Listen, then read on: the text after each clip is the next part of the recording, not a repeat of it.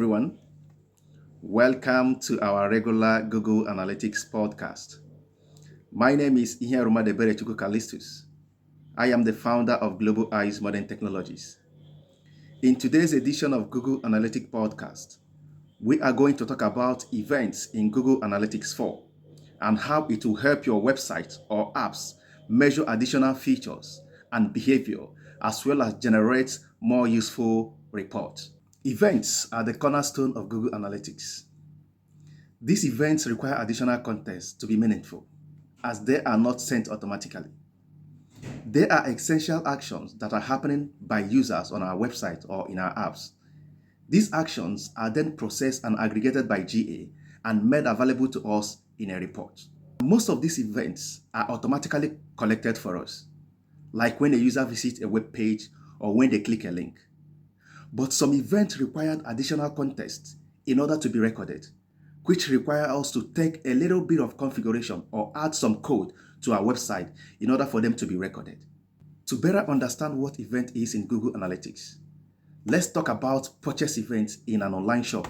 For example, if somebody purchased something in a website or in your app, you also want to know what was purchased and how many of them were purchased and how much were they purchased for. So then you can report on that data in GA. Having a comprehensive report of your store performance and customers' behavior allows you to optimize and improve your business accordingly. The only trick is to know what to track. Google Analytics 4 events actually opens new horizons for more detailed behavioral tracking. If you want to know how many customers added product to their cart, fill out payment information on checkout, or use a search, then Google Analytics event tracking is the right trigger for the job. All you need to do is create a custom e-commerce event in Google Analytics 4 and track all the data you need. Google Analytics 4 has 4 types of events, and this includes automatically collected events, which are events collected for you automatically by GA on your website or on your app. For more information on how to implement this on your website, I have included the link to our previous training video in the description. The second type of events is the recommended events. These events are already embedded in GA4, which you need to customize and add to your website or to your apps. See the description for links to our previous training video on how to measure user activities with recommended events on your website. The link is in the description. Please check it out. The third type of event is the custom events. These events enable you to set up custom names and parameters for tracking certain events in your website or in your app. The fourth type of events is enhanced event measurement.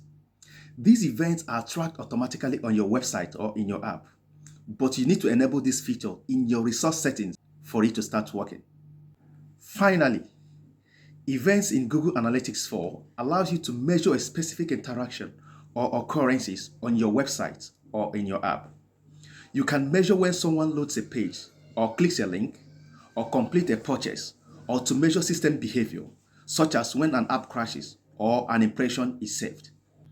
Please visit our YouTube channel to learn more about Google Analytics, and also subscribe so that you will be notified once we publish our next training video or podcast.